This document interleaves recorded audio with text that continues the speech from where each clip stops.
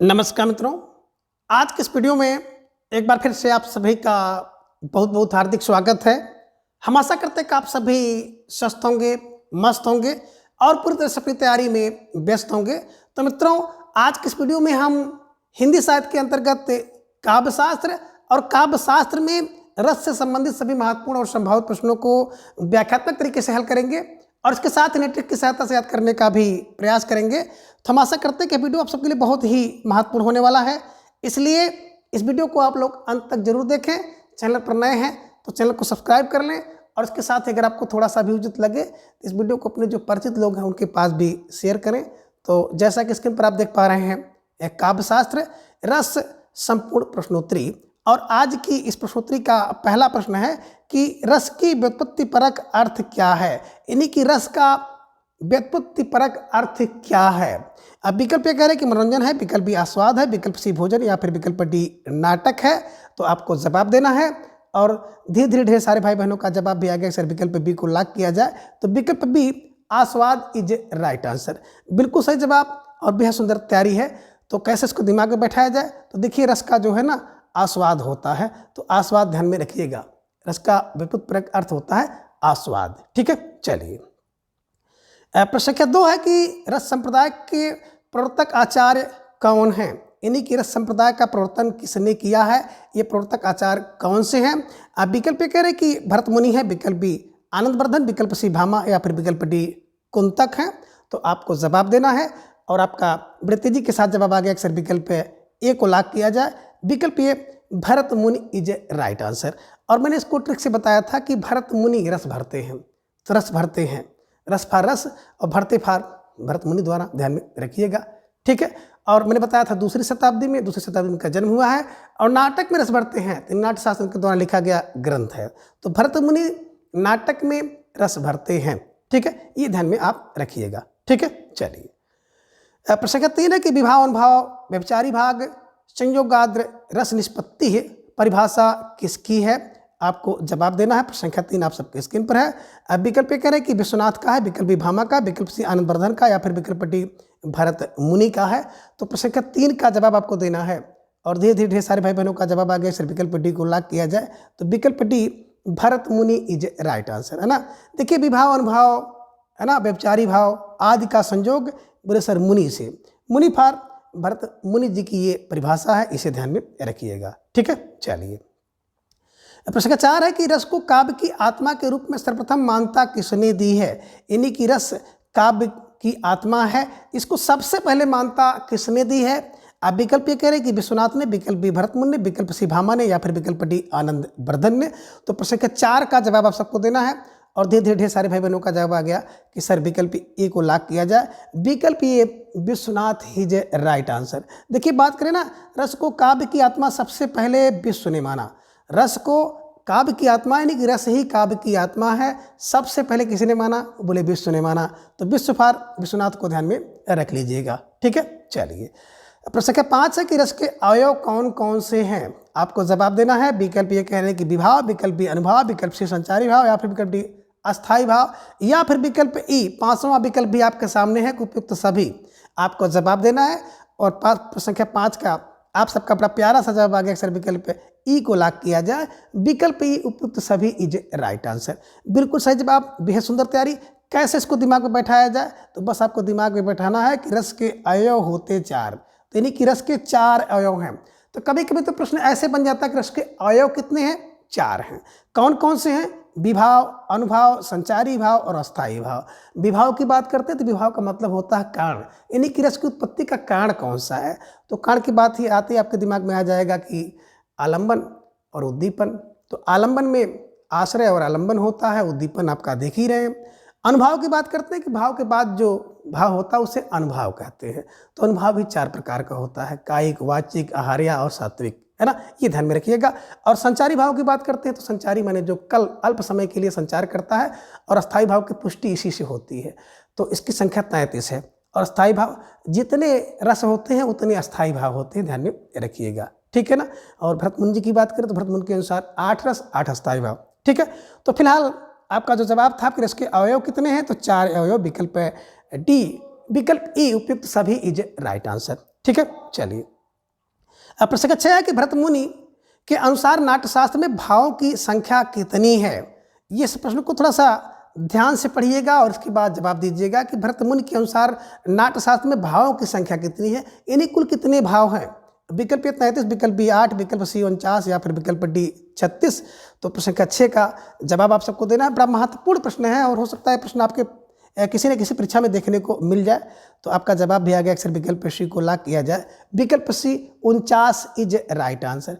अब 49 की बात करें तो इसमें 33 संचारी भाव है, बिल्कुल सही, और 8 अस्थाई भाव, 8 रस 8 अस्थाई भाव और 8 सात्विक भाव हैं, है ना।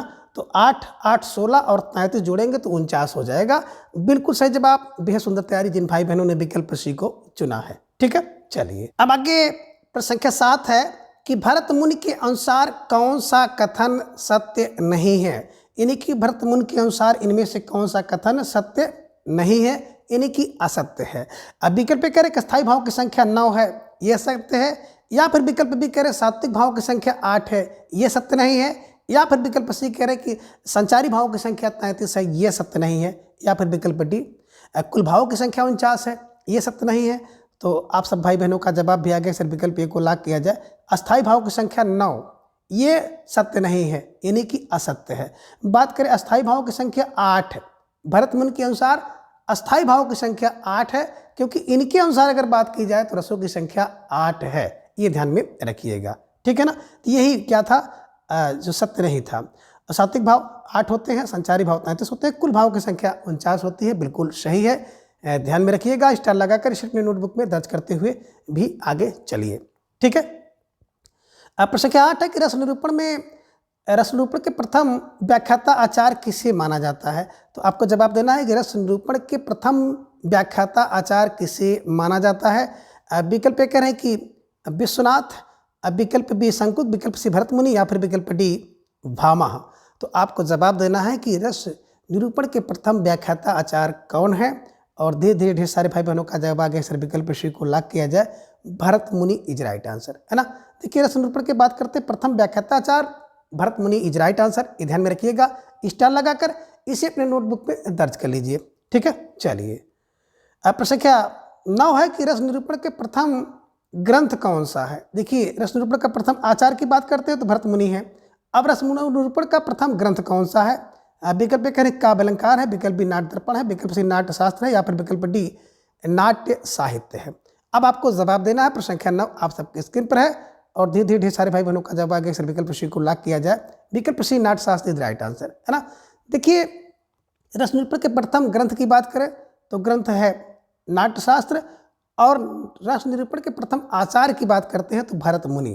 तो भरत मुनि प्रथम आचार्य और इन्हीं का जो ग्रंथ है नाट्यशास्त्र रस निरूपण का प्रथम ग्रंथ और ग्रंथकार हैं, ध्यान में रखिएगा, ठीक है। चलिए अब प्रश्न संख्या 10 है कि भरत मुनि के अनुसार नाटकों की, तो यहाँ पे नाटकों नहीं बल्कि यहाँ पे कह लीजिए रसों की संख्या कितनी है। अब विकल्प कह रहे हैं कि 9 रस हैं, विकल्प बी 11 रस है, विकल्प सी 10 रस हैं, या फिर विकल्प डी 8 रस हैं। तो आपको जवाब देना है और धीरे धीरे ढेर सारे भाई बहनों का जवाब आ गया, सर विकल्प डी को लॉक किया जाए। तो विकल्प डी 8 रस इज राइट आंसर, है ना। भरत मुनि के अनुसार जो रस कितने हैं 8 हैं, अस्थायी भाव कितने हैं 8 हैं, सात्विक भाव कितने हैं 8 हैं, संचारी भाव 33 हैं और कुल भाव की संख्या 49 है, अभी आपने देखा था, ठीक है। चलिए प्रश्न संख्या 11 है कि निम्न में भरत मुनि के नाट्य शास्त्र के अनुसार कौन सा एक रस नहीं है। इन्हीं की भरत मुनि की बात करते हैं ना, तो इनके अनुसार रस कितने हैं 8 हैं। तो 8 रस 8 अस्थायी भाव, और कह रहे कौन सा इसमें एक नहीं है। अब विकल्प कह रहे कि श्रृंगार रस, हास रस, क्रोध रस नहीं है, या फिर विकल्प कह रहे रौद्र रस, भयानक रस और वीर रस नहीं है, या फिर विकल्प सी कह रहे कि भयानक रस, वीर रस, अद्भुत रस में नहीं है, या फिर विकल्प डी शांत रस, वात्सल रस और भक्ति रस है। भरत मुनि के अनुसार इनके नाट्य शास्त्र में नहीं है। तो आपको जवाब देना है और धीरे धीरे ढेर सारे भाई बहनों का जवाब भी आ गया, सर विकल्प डी को लॉक किया जाए। विकल्प डी शांत रस और वात्सल रस और भक्ति रस है ना, भरत मुनि के नाट्य शास्त्र में नहीं है, ये ध्यान में रखिएगा। तो जिन भाई बहनों का जवाब विकल्प डी था बिल्कुल सही जवाब, और बेहद सुंदर तैयारी आप सबकी यहाँ पर दिख रही है, और आप सब स्टार लगा के इसे अपने नोटबुक में दर्ज कर लीजिए, ठीक है ना। इस तरह से यहाँ से प्रश्न पूछा जा सकता है कि भरत मुनि के अनुसार कौन सा नाटक का भेद इसमें है, और भरत मुनि के अनुसार कौन सा नाटक का भेद इसमें नहीं है, ये ध्यान में रखिएगा। अगर आपकी बात करें शांत रस, तो शांत रस भरत मुनि के अनुसार नहीं है, बल्कि शांत रस के जो आचार्य हैं उद्भट हैं। बात करें बासल रस, तो बासल पूरा विश्व को, हर सबको बासल होता है, विश्व को तो विश्वनाथ है। और भक्ति की बात करते हैं तो भक्ति तो रूप नारायण गोस्वामी का, भक्ति रूप है नारायण का, तो रूप नारायण गोस्वामी द्वारा, ये ध्यान में रखिएगा, ठीक है ना। तो फिलहाल प्रश्न संख्या 11 का विकल्प डी इज राइट आंसर। प्रश्न संख्या 12 के निम्न में रस एवं प्रतिष्ठापकों को सही क्रम में मिलान करें। तो एक तरफ आप देखेंगे रस और दूसरी तरफ देखेंगे उसके प्रतिष्ठापक आचार्य, तो आपको मिलान करना है। अब कथन ए में देख रहे हैं सिंगारस और उसके सामने है रूपनारायण गोस्वामी। कथन बी है शांत रस और इसके सामने है विश्वनाथ। विकल्प सी में दे रहे हैं बासल रस और इसके सामने है उद्भट। और विकल्प डी में देख रहे हैं भक्ति रस और इसके सामने है भरत मुनि। अब इसी को क्रम में मिलाना है। तो बात करें सिंगारस की, तो बिल्कुल सिंगारस तो आप देख रहे हैं कि मुनि के अनुसार भरत मुनि, यानी कि एक आचार। शांत रस, शांत हो जा, उद्भट ना कर, उद्भट ना कर, शांत हो जा, उद्भट शांत रस, इधर में रखिएगा बी का 3। बासल पूरा विश्व करता है, तो बासल पूरा विश्व, विश्व फार सी का 2। और बात करें भक्ति, तो रूप है नारायण गोस्वामी, तो रूप नारायण गोस्वामी का, ये ध्यान में रखिएगा। तो इस प्रकार से जिन भाई बहनों का जवाब विकल्प ये था, बिल्कुल सही जवाब और बेहद सुंदर तैयारी आप सबकी यहाँ पर दिख रही है। तो इसको स्टार लगाकर अपने नोटबुक में दर्ज करना है। कैसे दिमाग में बैठाना है, तो भैया देखो श्रृंगार भरत का है ना, शांत हो जाता है, उद्भट ना करो, शांत हो जाओ। बासल पूरा विश्व करता है, पूरा विश्व का, भक्ति रूप है नारायण का, तो रूप नारायण गोस्वामी ध्यान में रखिएगा। स्टार लगाकर इसे अपने नोटबुक में दर्ज कर लीजिए, ठीक है। चलिए प्रश्न संख्या 13 कि निम्न में से किस विकल्प में अनुभाव नहीं है, आपको जवाब देना है। अब विकल्प कह रहे हैं कि कायिक और सात्विक अनुभव नहीं है, विकल्प भी कह रहे हैं कि वाचिक अनुभव नहीं है, विकल्प सी कह रहे हैं कि आहार्य अनुभव नहीं है, या फिर विकल्प डी आलम्बन और उद्दीपन अनुभव नहीं है। आपको जवाब देना। प्रश्न संख्या 13 आप सबके स्क्रीन पर है। और इस तरह से कोई भी प्रश्न आपकी परीक्षा में पूछ सकता है। आपको अस्थायी भाव दे देगा और पूछेगा कि अनुभव इसमें है कि नहीं है, अनुभव दे देगा, अस्थायी भाव पूछेगा। कुछ तरह से आपको अस्थायी भावों की संख्या पता होनी चाहिए, रसों की संख्या पता होनी चाहिए और अनुभव की संख्या पता होनी चाहिए, संचारी भावों की और सात्विक भावों को पता होना चाहिए। कभी कभी प्रश्न इस तरह से पूछ लेता है। तो आप सब भाई बहनों का जवाब भी आ गया। सर विकल्प डी को लाख किया जाए तो विकल्प डी आलम्बन एवं उद्दीपन ये अनुभव नहीं है। बाकी कायिक अनुभव, सात्विक अनुभव, वाचिक और आहार्य अनुभव के भेद हैं, ये ध्यान में रखिएगा, ठीक है। तो विकल्प डी इज राइट आंसर। प्रश्न संख्या 14 है कि निम्न में से कौन सा एक सात्विक भाव नहीं है। विकल्प कह रहे कि स्तंभ और रोमांच नहीं है, विकल्प बी स्वेद और कंप नहीं है, विकल्प सी बैबड़ असो प्रलय नहीं है, या फिर विकल्प डी कह रहे हैं कि सात्विक और वाचिक नहीं है। तो आप सब भाई बहनों का जवाब भी आ गया। विकल्प डी को लाग किया जाए। विकल्प डी की बात करते हैं सात्विक और वाचिक ये अनुभाव हैं, ये ध्यान में रखिएगा। ये सात्विक भाव नहीं है, ये ध्यान में आप रखिएगा, है ना। और मैंने इसकी एक आपको ट्रिक बताई थी, ट्रिपल यश को रोक नहीं तो बैबड़ असु प्रलय होगा। तो इसमें आपको 8 जो सात्विक भाव हैं सब मिल जाते हैं। विस्तृत रूप से आपको आप साथ से क्लास देखनी है तो पीजीटी हिंदी की प्लेलिस्ट आप ओपन कर लीजिएगा। उस पर सारे के सारे जो टॉपिक हैं मेरे द्वारा विस्तृत रूप से पढ़ाए गए हैं, आप जाके वहाँ पर देख सकते हैं, ठीक है। तो फिलहाल प्रश्न संख्या 14 का विकल्प डी इज राइट आंसर, ठीक है। चलिए प्रश्न संख्या 15 कि छल नामक नए संचारी भाव का उल्लेख हिंदी में किसने किया है। विकल्प कह रहे हैं कि भानुदत्त ने, विकल्प बी देव ने, विकल्प सी रूपनारायण गोस्वामी, या फिर विकल्प डी विश्वनाथ ने। तो प्रश्न संख्या 15 का जवाब दे सारे भाई बहनों ने दे दिया कि सर विकल्प बी को लाख किया जाए।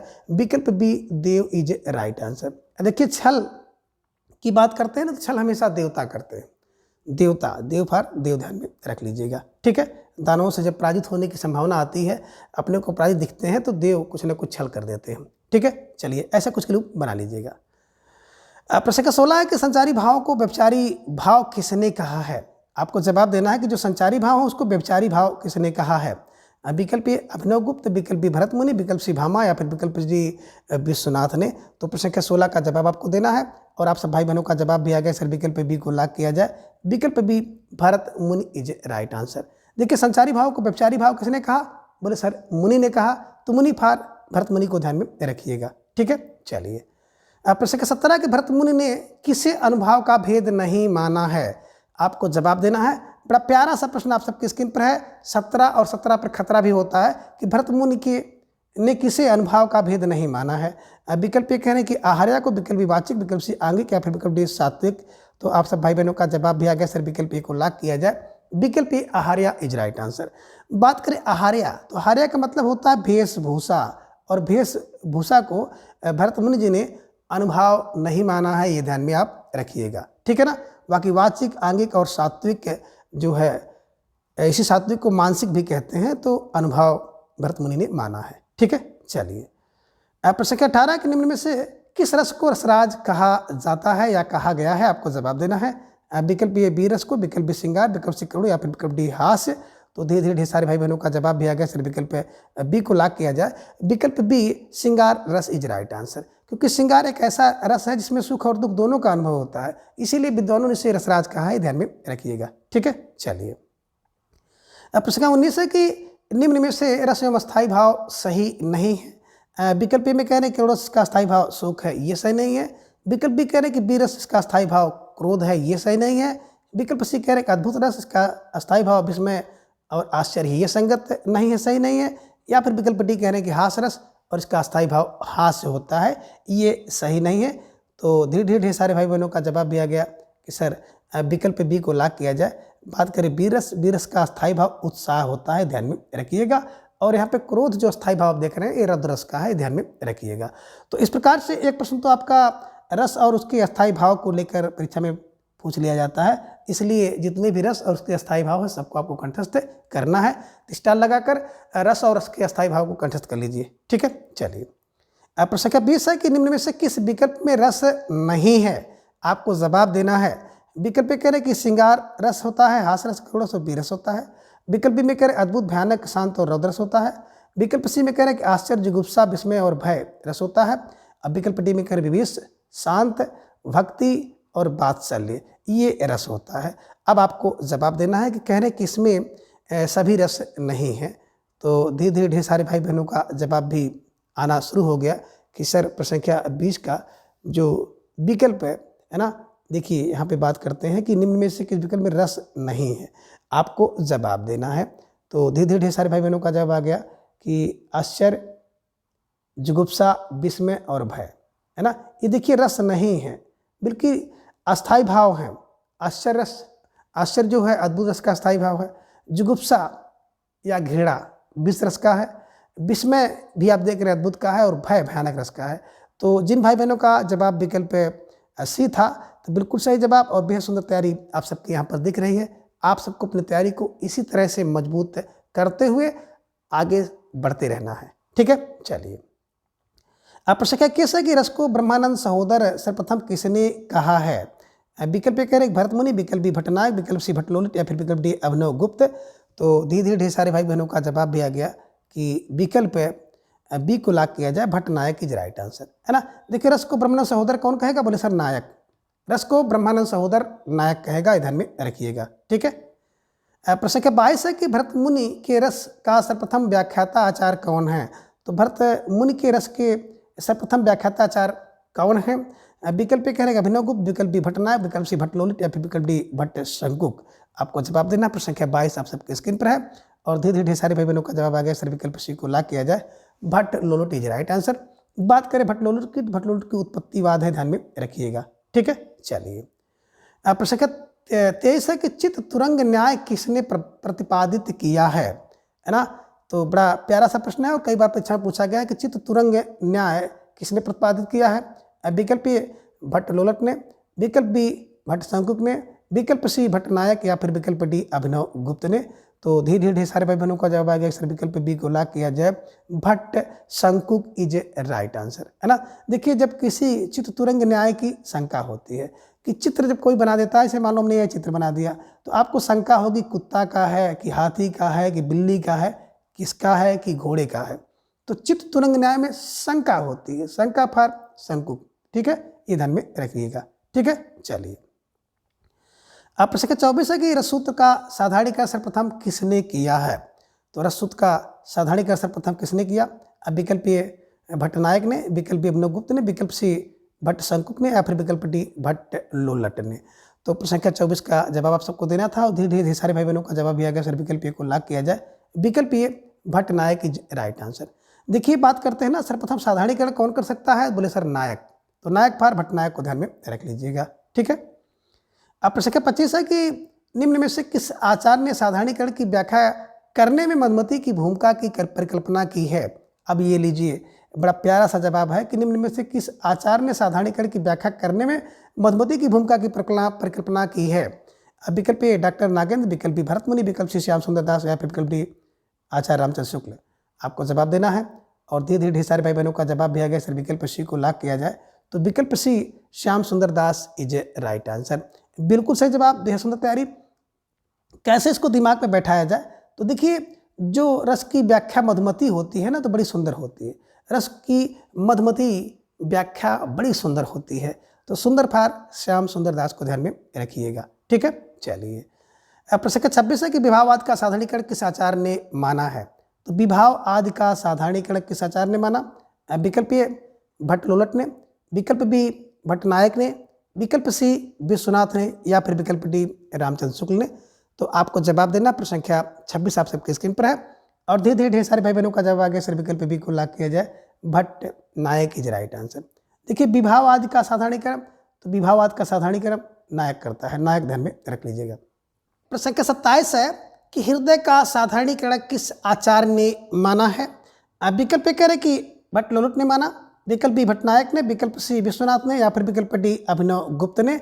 तो प्रश्न संख्या 27 का जवाब धीरे धीरे ढेर सारे भाई बहनों ने दे दिया कि सर विकल्प डी को लॉक किया जाए, विकल्प डी अभिनव गुप्त इज राइट आंसर। देखिए बात करते हैं ना सहृदय, सहृदय का साधारणीकरण 9 होता है। सहृदय 9 फार अभिनव, ध्यान रखिएगा। सहृदय का साधारणीकरण 9 होता है, 9 माने नया नया होता है, ध्यान में रखिएगा। तो 9 फार अभिनव को ध्यान में रख लीजिए। और प्रश्न संख्या 28 है कि आलम्बन धर्म का साधारणीकरण किसने माना है। विकल्प ये कह रहे हैं कि श्याम सुंदर दास, विकल्प बी रामचंद्र शुक्ल, विकल्प सी डॉक्टर नागेंद्र या फिर विकल्प डी विश्वनाथ है। तो प्रश्न संख्या 28 का जवाब आपको देना है और धीरे धीरे सारे भाई बहनों का जवाब भी आ गया कि सर विकल्प बी को लॉक किया जाए, विकल्प B Acharya Ramchandra Shukla is right answer, है ना। बात करें आलम्बन, तो भैया आलम्बन कौन है, बोले आलम्बन तो राम है, तो रामचंद्र हैं, ध्यान में रखिएगा। तो आलम्बन धर्म का साधारणीकरण किसने किया है, रामचंद्र शुक्ल ने किया है, ये आप ध्यान में रखिएगा, ठीक है। प्रश्न संख्या 29 है कि निम्न में से किस आचार्य ने विभाव आदि का अपने और पराये की भावना से मुक्त होना साधारणीकरण मानना है। अब जवाब आपको देना। प्रश्न संख्या 29 है कि निम्न में से किस आचार्य ने विभाव आदि का अपने और पराये की भावना से मुक्त होना साधारणीकरण माना। विकल्प ए भट्टनायक, विकल्प बी अभिनव गुप्त, विकल्प सी विश्वनाथ या फिर विकल्प डी रामचंद्र शुक्ल हैं। तो धीरे धीरे सारे भाई बहनों का जवाब भी आ गया। सर विकल्प सी को लॉक किया जाए, विकल्प सी विश्वनाथ इज राइट आंसर, बिल्कुल सही जवाब। बेहद सुंदर तैयारी। तो कैसे इसको दिमाग में बैठाना है, तो देखिए मित्रों बात अगर हम लोग करते हैं ना विभाव आदि का अपने और पराये की भावना पूरे विश्व में होती है, तो विश्व फार विश्वनाथ को ध्यान में रखिएगा, ठीक है। चलिए प्रश्न 23 है कि सहृदय के चित्त का साधारणीकरण किसने माना है। आपको जवाब देना है। विकल्प ए डॉक्टर नागेंद्र, विकल्प बी श्याम सुंदर दास, विकल्प सी रामचंद्र शुक्ल या फिर विकल्प डी भट्टनायक। तो प्रश्न संख्या 30 का जवाब आप सबको देना है कि सहृदय के चित्त का साधारणीकरण किसने माना है। आपको जवाब देना है और धीरे धीरे ढेर सारे भाई बहनों का जवाब भी आ गया कि सर विकल्प बी को लॉक किया जाए, विकल्प बी श्याम सुंदर दास इज राइट आंसर, बिल्कुल सही जवाब। बेहद सुंदर तैयारी। तो कैसे इसको दिमाग में बैठाया जाए, देखिए बात करते हैं सहृदय। सहृदय और चित्त क्या हो, सुंदर होना चाहिए। सहृदय और चित्त सुंदर होना चाहिए। और आप ये भी कह सकते हैं कि जो व्यक्ति सहृदय वाला है उसका चित्र सुंदर होता है, उसका चित्त सुंदर होता है। जिसका सहृदय सामान्य सुंदर हृदय वाला व्यक्ति जो होता है उसका चित्त भी सुंदर होता है। तो सुंदर फार श्याम सुंदर दास को ध्यान में रखिएगा और स्टार लगाकर इसी अपने नोटबुक में दर्ज कर लीजिएगा। प्रश्न संख्या 31 कि कब की अनुभूति का साधारणीकरण किसने माना है। यानी कि जो कब की अनुभूति का साधारणीकरण मानने वाले विद्वान कौन है। विकल्प ये कह रहे कि श्याम सुंदर दास हैं, विकल्प बी भट्टनायक, विकल्प सी विश्वनाथ या फिर विकल्प डी डॉक्टर नागेंद्र हैं। तो प्रश्न संख्या 31 का जवाब आप सबको देना है और धीरे धीरे ढेर सारे भाई बहनों का जवाब भी आ गया। फिर विकल्प डी को लॉक किया जाए, विकल्प D doctor Nagendra is right answer, बिल्कुल सही जवाब। बेहद सुंदर तैयारी।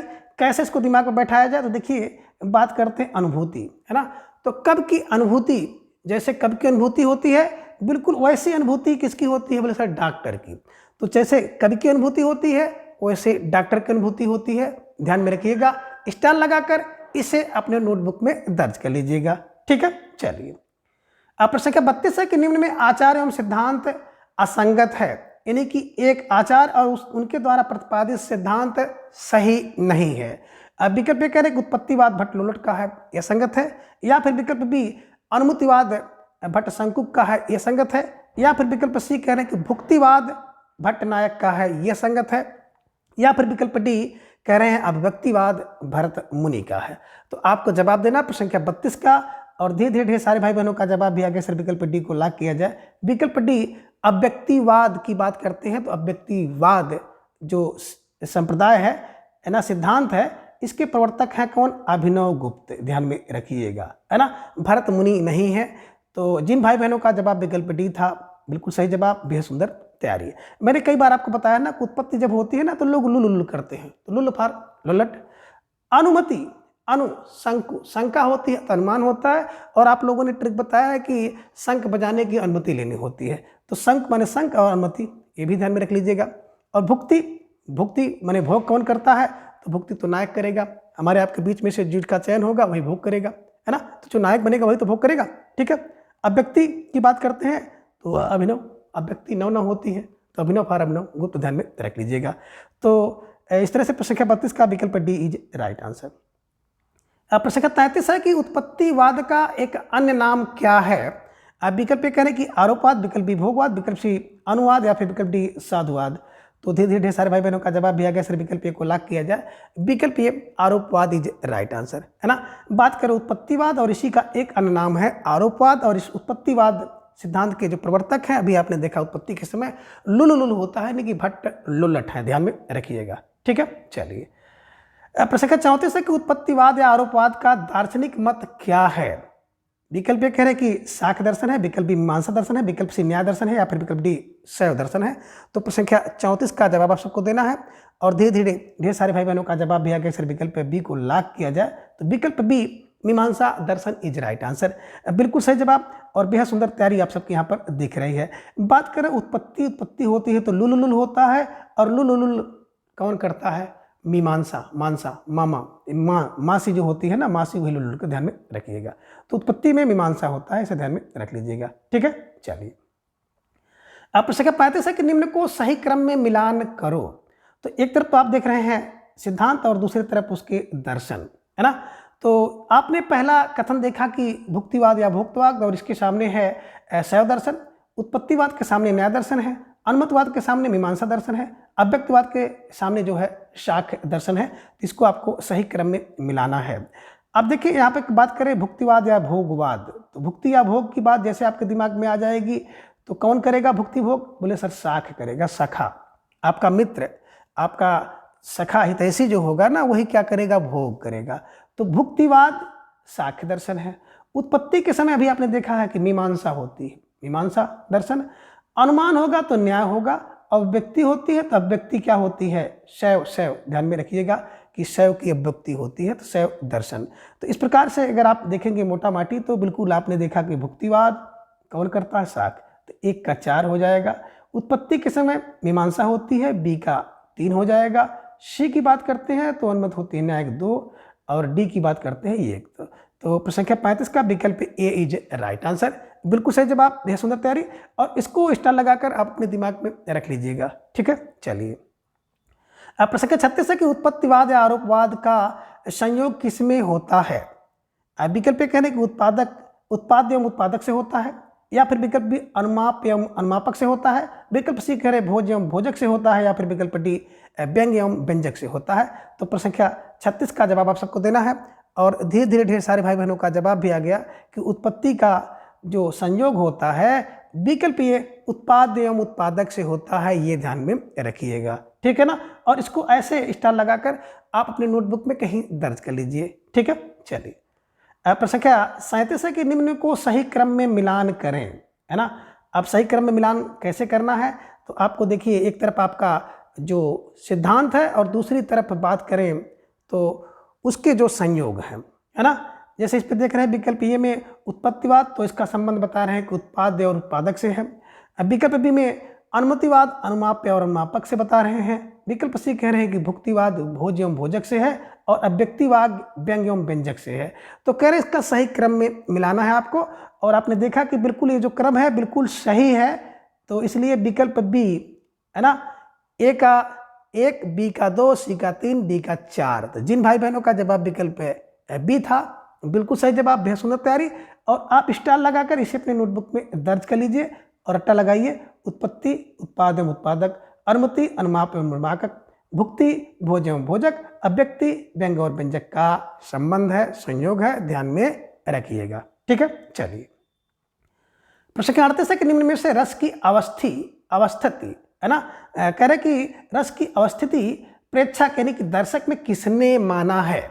विकल्प कह रहे हैं कि लोलट ने, विकल्प बी शंकुक ने, विकल्प सी भट्टनायक ने, या फिर विकल्प डी अभिनव गुप्त ने। तो प्रश्न संख्या 38 का जवाब आप सबको देना है कि निम्न में से रस की अवस्थित प्रेक्षक यानी कि दर्शक में किसने मानी है। और आपका जवाब बड़े तेजी के साथ आगे अक्सर विकल्प सी को लॉक किया जाए तो विकल्प सी भट्ट नायक इज राइट आंसर है ना। देखिए जो नायक होता है, नायक को क्या करते हैं, दर्शक देखते हैं। तो नायक को दर्शक देखते हैं, प्रेक्षक देखते हैं। बस इसे ध्यान में रखिएगा कि आप नायक और नायिकाओं को देखते हैं ना, तो बस दर्शक किसको देखता है, नायक को देखता है। तो आप दिमाग में रख लीजिए कि रस की अवस्थिति प्रेक्षक या दर्शक में नायक फर भट्टनायक को ध्यान में रख लीजिएगा। ठीक है, चलिए प्रश्न संख्या 39 है कि रस की अवस्थिति को सही क्रम में मिलान करें। तो आपने देखा कि यहाँ पे कथन के लिए सूची 1 और सूची 2 बात करते हैं कि अनुकार्य में है ना, और इसके सामने सूची 2 में दिखा रहा है कि शंकुक है, अनुकर्ता में लोलट है, प्रेक्षक में अभिनव गुप्त हैं, सहृदय में भट्टनायक हैं। तो आपको मिलाना है ना, कि कौन सी अवस्थिति किसमें होती है। अनुकार में अवस्थिति किसकी होती है, अनुकर्ता की अवस्थिति किसमें होती है, प्रेक्षक की अनुपूर्ति और सहृदय में किसकी होती है। तो ये आपको थोड़ा सा ध्यान में रखना होगा और सोच समझ कर थोड़ा सा जवाब आपको देना होगा। देखिए बात करते अनुकार्य, कार्य कब होगा, जब लो, कार्य लो है ना, आपको कार्य दिया है तो कहते हो कार्य लो भैया, तो लो, अनुकार्य लो फर लो लटका है। अब अनुकर्ता, अब कर्ता जो होगा ना, तो कर्ता में हमेशा क्या होता है, शंका होती है कि कर पाएगा कि नहीं कर पाएगा। अनुकर्ता शंकुक, यानी कि शंकुक ने अनुकर्ता में अवस्थिति मानी है, अनुकार्य में कार्य में भट्ट लोलट ने माना है। अब प्रेक्षक में भी आपने देखा कि नायक मानता है कि प्रेक्षक में, और सहृदय में, हृदय में 9 भाव उत्पन्न होते हैं। तो 9 फार अभिनव को ध्यान में रख लीजिएगा। तो कहने का आशा है कैसे आप जानेंगे कि किसकी रस की अवस्थिति किसने किसमें मानी है। किसने रस की अवस्थिति किसमें मानी है, अनुकार्य में तो कार्य लो मान लोलट ने माना, अनुकर्ता में शंका हो रही है तो शंकुक ने अनुकर्ता में मान लिया। अब प्रेक्षक दर्शक कौन, बोले नायक को देखते हैं तो भट्टनायक ने प्रेक्षक में मान लिया, और सहृदय में 9 होता है। यानी कि सहृदय में रस की अवस्थिति किसने मानी है, अभिनव गुप्त ने मानी है। तो ऐसे कुछ ट्रिक आपको बनाना है और इस ट्रिक की सहायता से इसको आपको रट्टा लगाना है कि अनुकार में अवस्थिति किसने माना, लो, कार्य लो भैया, और लोलुट ने माना। आप देखिए अनुकर्ता में शंका होगी, शंकुक ने माना है। अब प्रेक्षक नायक को देखते हैं तो प्रेक्षक में भट्टनायक ने माना है, और सहृदय में 9 फार अभिनव ने सहृदय में माना है कि रस की अवस्थिति होती है। ये सब थोड़ा सा ध्यान रखिएगा, टेक्निकल चीज़ें हैं और कभी कभी परीक्षा में आपकी पूछ ली जाती हैं। बड़ा कठिन होता है आपको याद करना, लेकिन आई थिंक कि 2-3-4 बार अगर आप मेरे साथ जुड़ करके तैयारी करेंगे, वीडियो को भगा करके या किसी तरह से देखेंगे तो निश्चित रूप से आपको कंठस्थ हो जाएगा। ठीक है, चलिए प्रश्न संख्या 40 है कि अस्थायी भावों को विशेष रूप से पुष्ट करने वाले अवयव को क्या कहते हैं। विकल्प ये कह रहे हैं कि विभाव कहते हैं, विकल्प बी अनुभाव, विकल्प से उद्दीपन, या फिर विकल्प डी संचारी भाव कहते हैं। और इसी संचारी भाव का एक अन्य नाम है व्यभिचारी भाव। तो प्रश्न संख्या 40 का जवाब आप सबको देना है कि अस्थायी भावों को विशेष रूप से पुष्ट करने वाले अवयव को क्या कहते हैं। और धीरे धीरे सारे भाई बहनों का जवाब भी आ गया, सिर्फ विकल्प डी को लॉक किया जाए, संचारी भाव या व्यभिचारी भाव इसे कहते हैं। तो प्रश्न संख्या 40 का विकल्प डी इज राइट आंसर। इसकी संख्या की बात करते हैं तो 33 होते हैं, ध्यान में रखिएगा। ठीक है, कभी कभी इसके संख्या को लेकर भी परीक्षा में प्रश्न पूछ लिया जाता है। ठीक है, चलिए प्रश्न संख्या 41 है कि भावों के पश्चात उत्पन्न होने वाले भाव को क्या कहते हैं। अब भाव के बाद जो भाव उत्पन्न होते हैं ऐसे भाव को क्या कहते हैं। विकल्प कह रहे हैं कि आलंबन, विकल्प बी विभाव, विकल्प सी अनुभाव, या फिर विकल्प डी उद्दीपन कहते हैं। तो बड़े तेजी के साथ आप सब भाई बहनों का जवाब भी आ गया, अक्सर विकल्प सी को लॉक किया जाए तो विकल्प सी अनुभाव इज राइट आंसर। अनुमाने बाद में जो भाव उत्पन्न हो उसे कहते हैं अनुभाव। तो भाव के भाव, अनुभाव, अस्थाई भाव के बाद जो भाव उत्पन्न होता है उसे अनुभाव कहते हैं, ये ध्यान में रखिएगा। और अनुभाव की बात करते हैं तो 4 होते हैं, हालांकि भरत मुनि जी ने 3 अनुभाव बताया है, इसके पहले आपने देखा था। ठीक है, चलिए प्रश्न क्या पहले से कि रस को उद्दीप्त यानी कि तेज करने वाली आलंबन की चेष्टा आदि को क्या कहते हैं। अब रस को जो तेज करती है उस चेष्टा आलंबन को क्या कहते हैं। अब विकल्प कह रहे हैं कि अनुभाव कहते हैं, विकल्प उद्दीपन कहते हैं, विकल्प से संचारी भाव या फिर विकल्प डी विभाव कहते हैं। तो धीरे धीरे ढेर सारे भाई बहनों का जवाब भी आ गया कि सर विकल्प बी को लॉक किया जाए। विकल्प बी उद्दीपन इज ए राइट आंसर, है ना, ये ध्यान में आपको रखना होगा। तो जो रस को उद्दीप्त यानी कि तीव्र करता है उसका नाम होता है उद्दीपन। ठीक है, चलिए प्रश्न का 43 है कि निम्न में विभाव के भेद हैं। अब आपको जवाब देना है विभाव के यानी कि जो कारण होता है रस का उसके कितने भेद हैं। विकल्प ये कह रहे हैं कि आलंबन, विकल्प बी उद्दीपन, विकल्प सी आलंबन एवं उद्दीपन या फिर विकल्प डी अनुभाव। तो प्रश्न क्या 43 का आप सब भाई बहनों ने जवाब भी दे दिया कि सर विकल्प सी को लॉक किया जाए। तो विकल्प सी आलंबन एवं उद्दीपन इज ए राइट आंसर। ठीक है, चलिए प्रश्न का 44 है कि रस से संबंधित कथन कौन सा है, यानी कि कौन सा विकल्प रस से संबंधित है। विकल्प कह रहे हैं कि विभाव है, विकल्प बी अनुभाव है, विकल्प सी संचारी भाव है या फिर विकल्प डी अस्थाई भाव है या फिर विकल्प डी उपयुक्त सभी है। तो प्रश्न संख्या 44 का जवाब आप सबको देना था और धीरे धीरे ढेर सारे भाई बहनों का जवाब भी आ गया, सर विकल्प ई को लॉक किया जाए। विकल्प ई उपयुक्त सभी इज राइट आंसर, बिल्कुल सही जवाब और बेहद सुंदर तैयारी आप सबके यहाँ पर दिख रही है। तो रस से संबंधित बात करें, विभाव, अनुभाव, संचारी भाव, अस्थाई भाव सब रस से संबंधित है, ध्यान में रखिएगा।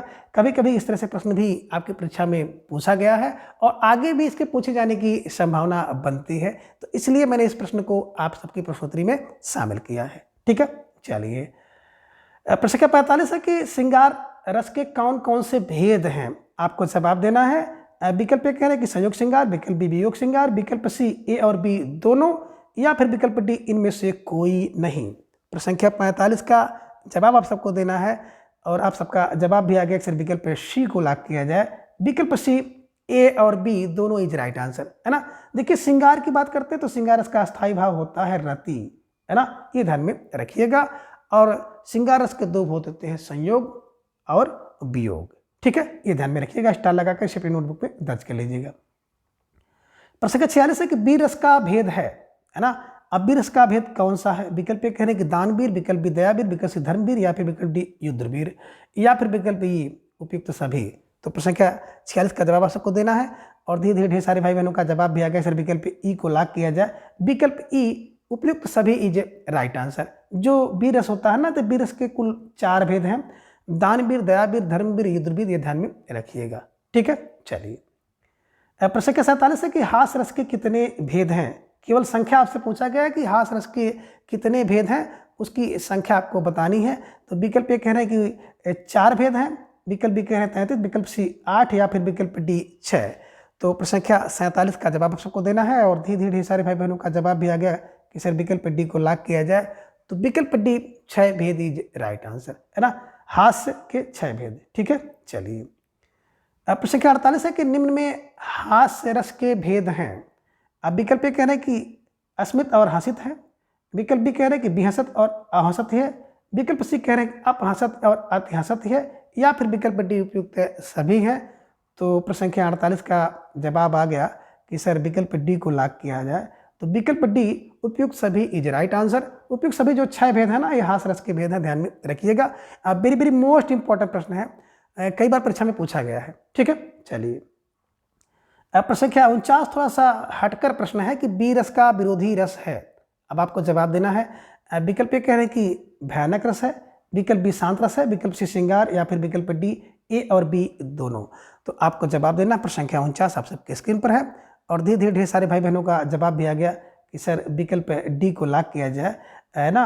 विकल्प ये यानी कि भयानक रस और शांत रस दोनों बी रस के विरोधी हैं। अब बी रस में भयानक और शांत, अगर कोई व्यक्ति शांत है तो भी वीरता नहीं आएगी और भयानक में डर गया तो भी वीर रस उसमें नहीं उत्पन्न होगा। ये ध्यान में रखिएगा, शांत व्यक्ति के अंदर वीरता नहीं आएगी और जो डरा हुआ व्यक्ति है उसके अंदर भी वीरता नहीं आएगी। तो स्टार लगाकर इसे अपने नोटबुक में दर्ज कर लीजिए। ठीक है, प्रश्न संख्या 50 है कि विभत्स रस का विरोधी रस है ना।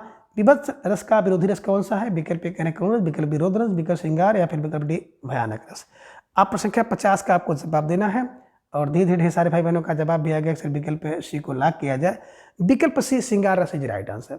बात करें विवश रस का तो इसका अस्थायी भाव आपने देखा होगा जुगुप्सा या घृणा होता है। अब जुगुप्सा या घृणा जिससे होगी तो उससे प्रेम नहीं होगा, उससे श्रृंगार नहीं होगा, ये भी आपको ध्यान में रखना होगा। ठीक है, चलिए प्रश्न संख्या 51 है कि हास रस का विरोधी रस कौन सा है। विकल्प ये कह रहे हैं कि भयानक रस विरोधी है, विकल्प बी श्रृंगार रस है, विकल्प सी करुण रस है, या फिर विकल्प डी कह रहे हैं कि भयानक एवं करुण रस दोनों है। तो आपको जवाब देना है प्रश्न संख्या 51 का। बिल्कुल एकदम प्रश्न ओपन है, आपको दिख रहा है कि हास रस, हास नामक स्थायी भाव रस उसमें कब प्रणित होगा, है ना। किसी भयानक व्यक्ति को देखोगे तो आपको हंसी आएगी, डर आएगा, भय आएगा। और करुण, अगर कोई व्यक्ति शोक में है, अप्रिय घटना हो जाती है, कोई व्यक्ति या वस्तु सदा के लिए उससे वियोग हो जाता है, तो वहाँ पे करुण रस होता है, इसका स्थायी भाव शोक होता है। तो ऐसे समय व्यक्ति के अंदर हंसी नहीं आएगी, हास रस नहीं होगा। तो बिल्कुल भयानक और करुण रस जो है हास रस के विरोधी हैं, ये भी आपको ध्यान में रखना होगा। ठीक है, चलिए प्रश्न संख्या 52 है कि किस आचार्य ने रस का मूल चमत्कार को मानकर अद्भुत रस का प्राधान्य माना है। आपको जवाब देना है प्रश्न संख्या 52 आप सबकी स्क्रीन पर है। विकल्प कह रहे हैं कि भानुदत्त ने, विकल्प विश्वनाथ, विकल्प सी जगन्नाथ, या फिर विकल्प डी डॉक्टर नागेंद्र। तो प्रश्न संख्या 52 का जवाब भी धीरे धीरे आ गया कि सर विकल्प बी को लॉक किया जाए। तो विकल्प B Vishwanath is right answer, है ना। तो किस आचार्य ने रस का चमत्कार मानकर अद्भुत, तो भैया देखो चमत्कार अद्भुत होता है, पूरा विश्व जानता है, पूरा विश्व जानता है। तो विश्व फॉर विश्वनाथ को ध्यान में रखिएगा, स्टार लगाकर इसे अपने नोटबुक में आप दर्ज कर लीजिएगा। ठीक है, चलिए अब प्रश्न संख्या 53 है कि आचार्य शुक्ल ने काव्य की आत्मा किसे माना है। विकल्प कह रहे हैं कि अलंकार को माना, विकल्प बी रीति को माना, विकल्प सी छंद को माना, या फिर विकल्प डी रस को माना है। तो प्रश्न संख्या 53 का जवाब आप सबको देना है काव्य की आत्मा, है ना, शुक्ल जी ने किसे माना है। और धीरे धीरे ढेर सारे भाई बहनों का जवाब आ गया। अक्सर विकल्प डी को लॉक किया जाए। विकल्प डी रस इज राइट आंसर, है ना। देखिए काव्य की आत्मा कौन है, बोले सर रस है। किसने माना, बोले शुक्ल ने। तो शुक्ल जी ने काव्य की आत्मा रस को माना है, ध्यान में रखिएगा। ठीक है ना, रामचंद्र शुक्ल तो राम रस, ध्यान में रखिएगा, काव्य की आत्मा राम रस है ना, रामचंद्र शुक्ल ने रस को माना है। ठीक है, चलिए अब प्रश्न संख्या 54 है कि लोक हृदय में विलीन, लोक हृदय में लीन होने की दशा का नाम रस है, यह कथन किसका है। तो लोक हृदय में लीन होने की दशा का नाम रस है, कथन किसका है। अब विकल्प कह रहे विश्वनाथ, विकल्प बी डॉक्टर नागेंद्र, विकल्प सी जगन्नाथ, या फिर विकल्प डी रामचंद्र शुक्ल। तो प्रश्न संख्या 54 का जवाब आप सबको देना है कि लोक हृदय में लीन होने, है ना, की दशा का नाम रस है, ये किसका कथन है। और धीरे धीरे ढेर सारे भाई बहनों का जवाब भी आ गया। सर विकल्प डी को लॉक किया जाए, Ramchandra Shukla is right answer. अब देखिए लोक हृदय में कौन लीन है, बोले सर राम जी, है ना, पूरे संसार के हृदय में राम बसे हुए हैं। तो राम फॉर रामचंद्र शुक्ल को ध्यान में रखिएगा कि लोक हृदय में लीन राम, लोक हृदय में लीन राम, और लोग उसका रस लेते हैं। तो ऐसे कुछ ट्रिक क्लू बना लीजिएगा और दिमाग में बैठा लीजिएगा। ठीक है, चलिए प्रश्न संख्या 55 है कि साहित्य का चरम मान रस ही है, कथन किसका है। साहित्य का चरम मान रस ही है, कथन किसका है। विकल्प ए रामचंद्र शुक्ल, विकल्प बी नंदुलारे, विकल्प सी डॉक्टर नागेंद्र, या फिर विकल्प डी जगन्नाथ। तो प्रश्न संख्या 55 का जवाब आप सबको देना है। बहुत महत्वपूर्ण प्रश्न है और धीरे धीरे ढेर सारे भाई बहनों का जवाब भी आ गया कि सर विकल्प सी को लॉक किया जाए, doctor Nagendra is right answer, है ना। देखिए बात करते हैं साहित्य का चरम मान नागेंद्र, है ना। देखिए जब कोई चीज़ चरम पे पहुंच जाती है तो आप डॉक्टर के पास जाते हैं। ऐसे कुछ क्लू बना लीजिएगा, जब कोई चीज़ चरम पे पहुंचेगी, अपनी अंतिम अवस्था पे पहुंचेगी, तो डॉक्टर के पास जाते हैं। और डॉक्टर फॉर डॉक्टर नागेंद्र को ध्यान में रखिएगा। ठीक है, चलिए प्रश्न संख्या 56 है कि रसमंजरी किसका ग्रंथ है। विकल्प कह रहे हैं कि बाबू गुलाब राय का है, विकल्प बी कन्हैयालाल पोद्दार का है, विकल्प सी पंडित रामदास मिश्र का है, या फिर विकल्प डी राममूर्ति तिवारी का है। तो प्रश्न संख्या 56 का जवाब आप सबको देना है और धीरे धीरे ढेर सारे भाई बहनों का जवाब भी आ गया। सर विकल्प बी को लॉक किया जाए, विकल्प B Kanhaiyalal Poddar is right answer, है ना। देखिए रस की मंजरी, रस लेते हैं ना, मंजरी पर बैठकर रस कौन लेते हैं, बोले कन्हैयालाल। तो कन्हैया को देखे होंगे ना कि डाल मंजरी शाखा पर बैठ करके रस लेते थे। तो ऐसे कुछ क्लू बना लीजिए कि रस पर बैठकर मंजरी, मंजरी पर बैठकर रस कौन लेते हैं, रसमंजरी, रसमंजरी है ना। तो मंजरी बैठ के रस कौन लेगा? कन्हैया। कन्हैया पर कन्हैया को, कन्हैयालाल पोद्दार को ध्यान में रख लीजिएगा। ठीक है, चलिए। अब प्रश्न संख्या 57 है कि ग्रंथ एवं ग्रंथकार को सही क्रम में मिलान करें। तो आप देख रहे हैं कथन, और कथन के सामने सूची 1 और सूची 2 है। तो सूची 1 में आपने देखा कि जो आपको देखने को मिल रहा है रचना, रचना क्या है कि रस विमर्श, और सूची 2 में कन्हैयालाल पोद्दार का। रस मीमांसा रामचंद्र शुक्ल की, रस सिद्धांत डॉक्टर नागेंद्र का, रस मंजरी डॉक्टर राममूर्ति त्रिपाठी का। तो अब कह रहे हैं इसको सही क्रम में आपको मिलाना है, और ये जो क्रम आप देख रहे हैं ना, ये सही क्रम नहीं है बिल्कुल। देखिए थोड़ा सा ध्यान दीजिएगा। विकल्प की बात करते हैं रस विमर्श, तो रस विमर्श कौन करता है? तो रस विमर्श राममूर्ति। राम की मूर्ति देखोगे ना तो आपको रस का विमर्श मिल जाता है। रस का विमर्श राममूर्ति में, है ना। रस की मीमांसा, है ना, बिल्कुल भैया, रस की मीमांसा की बात जैसे आ जाएगी राम में है, तो राम में है पर रामचंद्र शुक्ल को ध्यान में रखिएगा। रस का सिद्धांत डॉक्टर जानता है, डॉक्टर नागेंद्र। और रस की मंजरी, मंजरी पे बैठ कर रस कौन लेता है? कन्हैयालाल पोद्दार लेते हैं। तो ये भी आप ध्यान में रखिएगा। तो इस प्रकार से देखा कि विकल्प ए का 4, बी का 2, सी का 3 और डी का 1। तो प्रसंख्या आपने देखा ना कि बिल्कुल 57 का विकल्प ए इज ए राइट आंसर। तो जिन भाई बहनों का जवाब विकल्प ए था, बिल्कुल सही जवाब, और आप सबकी जो तैयारी है बहुत सुंदर दिख रही है। ठीक है, चलिए। प्रश्न संख्या 58 है कि विभाव के कितने भेद होते हैं। अब आपको जवाब देना है कि विभाव के कितने भेद होते हैं। विकल्प ए कह रहे हैं कि 4 भेद, विकल्प बी 2 भेद, विकल्प सी 3 भेद, या फिर विकल्प डी 6 भेद। तो प्रश्न संख्या 58 का जवाब भी आप सबका धीरे धीरे आ गया कि सर विकल्प बी को लॉक किया जाए। विकल्प बी 2 इज राइट आंसर। देखिए विभाव माने होता है कारण, और कारण 2 होता है, एक आलम्बन होता है, दूसरा उद्दीपन होता है। आलम्बन की बात करते हैं तो आलम्बन के भी 2 भेद होते हैं, आलम्बन और आश्रय, और उद्दीपन आप ध्यान में रख लीजिएगा। तो निश्चित रूप से जिन भाई बहनों का जवाब विकल्प बी था, तो विकल्प बी इज राइट आंसर। प्रश्न संख्या 59 है कि निम्न में विभाव का भेद है। विकल्प ए कह रहे हैं कि आलम्बन है, विकल्प बी आश्रय है, विकल्प सी उद्दीपन है, या फिर विकल्प डी कह रहे हैं कि आलम्बन एवं आश्रय दोनों है। तो धीरे धीरे ढेर सारे भाई बहनों का जवाब भी आ गया सर विकल्प डी को लॉक किया जाए। विकल्प डी आलम्बन एवं आश्रय इज राइट आंसर। ठीक है, चलिए। प्रश्न संख्या 60 है कि आचार दंडी ने कितने रसों का उल्लेख किया है। विकल्प ए कह रहे हैं कि 9 रस, विकल्प बी 8 रस, विकल्प सी 7 रस, या फिर विकल्प डी 6 रस। तो प्रश्न संख्या 60 का जवाब आप सबको देना है, और धीरे धीरे ढेर सारे भाई बहनों का जवाब भी आ गया सर विकल्प बी को लॉक किया जाए। विकल्प बी 8 रस इज राइट आंसर। और आपने देखा था कि भरत मुनि ने भी 8 रस का, है ना, बिल्कुल जिक्र किया है, 8 रस बताया है, ध्यान में रखिएगा। ठीक है ना, जितने भरत के उतने दंडी के। ठीक है, चलिए। प्रश्न संख्या 61 है कि निम्न में से श्रृंगार रस को मूल रस किस आचार्य ने माना है। तो श्रृंगार रस को मूल रस किस आचार्य ने माना। विकल्प ए कह रहे हैं कि भरत मुनि, विकल्प बी विश्वनाथ, विकल्प सी भोज, या फिर विकल्प डी जगन्नाथ। तो प्रश्न संख्या 61 का जवाब धीरे धीरे आ गया, विकल्प सी को लॉक किया जाए। विकल्प सी भोज इज राइट आंसर, है ना। देखिए श्रृंगार रस है ना, तो श्रृंगार रस का बोले भोज में, जब कोई श्रृंगारिक काम होता है तो भोज देते हैं। श्रृंगार होगा तो भोज होगा, ध्यान में रखिएगा, भोज मिलेगा, श्रृंगार रस में भोज मिलेगा। ठीक है, चलिए। प्रश्न संख्या 62 है कि निम्न में रस का विरोध किस विद्वान ने किया है। और रस का विरोध किसने किया। विकल्प ए भरत मुनि, विकल्प बी भामा, विकल्प सी अभिनवगुप्त, या फिर विकल्प डी विश्वनाथ। तो प्रश्न संख्या 62 का जवाब आप सबको देना है, और धीरे धीरे सारे भाई बहनों का जवाब भी आ गया कि सर विकल्प बी को लॉक किया जाए। विकल्प B Bhama is right answer, है ना। देखिए रस का विरोध कौन करते हैं, बोले भामा। भामा माने मामा, मैंने बताया था 6वीं शताब्दी में इनका जन्म हुआ था।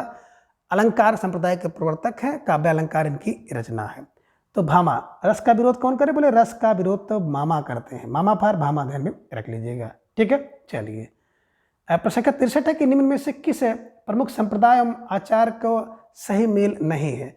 यानी कि संप्रदाय और उसके आचार को सही क्रम में नहीं रखा गया है, आपको जवाब देना है, सुमेलित नहीं है। विकल्प ए की बात करते रस संप्रदाय भरत मुनि का है, ये मेल नहीं है। विकल्प बी कह रहे कि रीति संप्रदाय वामन का है, ये मेल नहीं है। अलंकार संप्रदाय भामा का ये मेल नहीं है, या फिर विकल्प डी ध्वनि संप्रदाय कुंतक का है, ये मेल नहीं है। अब आपको जवाब देना है। प्रश्न संख्या 63 आप सबके स्क्रीन पर है, और धीरे धीरे सारे भाई बहनों का जवाब भी आ गया, सर विकल्प डी को लॉक किया जाए, है ना। ध्वनि संप्रदाय की बात करते हैं, ध्वनि से आनंद बढ़ता है, तो आनंद वर्धन, है ना, इसके प्रवर्तक हैं। और कुंतक की बात करते हैं, किसी के ऊपर अगर कुंतल भर बोझ लाद दोगे, वजन लाद दोगे, तो भैया वो क्या हो जाएगा, वो बिल्कुल वक्र हो जाएगा।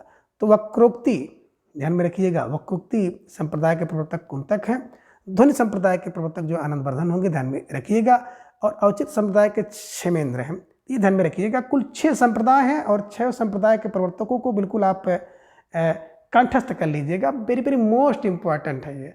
परीक्षा कोई भी हो, यहाँ से प्रश्न आपकी परीक्षा में पूछा जाएगा। तो रस भरते हैं, भरते पर भरत। रीति बामन की है, ब्राह्मण की रीति जो रीति बना दी बामन ने बनाया है ना। अलंकार बामा करते हैं, मामा करते हैं, मामा ध्यान में रखिएगा। ध्वनि सुन करके आनंद बढ़ता है, आनंदवर्धन का। कुंतल भर किसी को जन राग दोगे तो भैया वक्र हो जाएगा, वक्रोक्ति। और औचित्य विचार चर्चा क्षेमेंद्र की है, तो क्षेमेंद्र को क्षमा कर दीजिए, चर्चा करके औचित्य विचार चर्चा करके क्षमा करो क्षेमेंद्र का। तो ऐसे कुछ क्लू बना करके आप दिमाग में रख लीजिएगा। और अगर आपको विस्तृत रूप से क्लास देखनी है ना, तो टीजीटी या पीजीटी हिंदी की जो प्लेलिस्ट है उसको आप खोल लीजिएगा। उसमें सारी की सारी जो क्लासें हैं मेरे द्वारा विस्तृत रूप से ली गई हैं और ट्रिकी अंदाज में ली गई हैं, आप सब जाकर देख सकते हैं। ठीक है, तो फिलहाल प्रश्न संख्या 63 का जो जवाब था विकल्प डी इज राइट आंसर। अब प्रश्न संख्या 64 है कि निर्वेद किस रस का अस्थाई भाव है, यानी कि निर्वेद किस रस का अस्थाई भाव है। विकल्प ए शांत का, विकल्प बी हास, विकल्प सी करुण, या फिर विकल्प डी श्रृंगार रस का। तो धीरे धीरे ढेर सारे भाई बहनों का जवाब भी आ गया। सर विकल्प ए को लॉक किया जाए, विकल्प ए शांत रस इज राइट आंसर। अब बिल्कुल सही जवाब, बेहद सुंदर तैयारी। देखिए बात करते हैं निर्वेद, निर्वेद के साथ शांत रस को, इसी को सम कहते हैं, बैराग कहते हैं। तो आप सम भी कह सकते हैं, स्थायी भाव सम है, और इसी को बैराग भी कहते हैं। तो ये ध्यान में रखिएगा, शांत रस का स्थायी भाव निर्वेद सम या बैराग है, ये ध्यान में रखिएगा। कभी कभी परीक्षा में है ना दूसरा दे देता है कि बैराग किस रस का स्थायी भाव है या सम किस रस का स्थायी भाव है, तो बिल्कुल शांत रस का, ये आपको ध्यान में रखना होगा। हास रस का स्थायी भाव हास है, क्रोध का शोक है, श्रृंगार रस का रति है। तो जितने भी रस हैं और रस के अस्थायी भाव है उसको तो आप बिल्कुल कंठस्थ कर लीजिए, क्योंकि परीक्षा में प्रश्न बनते हैं। ठीक है, चलिए प्रश्न संख्या 65 है कि कुरुक्षेत्र कविता का मुख्य रस कौन सा है। विकल्प ये कह रहे हैं कि बीरस है, विकल्प बी श्रृंगार, विकल्प सी करुण, या फिर विकल्प डी वात्सल्य रस है। तो बिल्कुल आसान सा प्रश्न था और आप सबका जवाब बड़ी तेजी के साथ आ गया। सर विकल्प ये को लॉक किया जाए, बीर रस इज राइट आंसर। बात करें कुरुक्षेत्र, तो बिल्कुल आप ध्यान में रखिएगा, रामधारी सिंह दिनकर द्वारा लिखा गया है ना, मेरे ख्याल से 1964 में लिखी है। और मैंने आपको बताया था कि जब कुरुक्षेत्र में पहुंचो छक्का चौका लगाओ, तो छक्का चौका 1964 में ध्यान में रखिएगा। बीर रस से पूर्ण हुई रचना है, ध्यान में रखिएगा। तो बीर रस इज राइट आंसर है ना। तो मित्रों आज की इस वीडियो के साथ जो आपके रस से संबंधित महत्वपूर्ण और संभावित प्रश्न थे उसे आपने कंप्लीट कर लिया है। और अगली वीडियो में हम किसी एक नए टॉपिक के साथ उपस्थित होंगे। तब तक के लिए आप सभी अपना ख्याल रखिए और अपना अधिक से अधिक समय अपने अध्ययन पर लगाएं, और इसी तरह से अपना प्रेम, स्नेह एवं विश्वास चैनल पर बनाए रखें। और प्रत्येक दिन सुबह 7 बजे जुड़ करके आप अपनी तैयारी को जांचिए, परखिए, मजबूत करिए। धन्यवाद, नमस्कार, बाय बाय।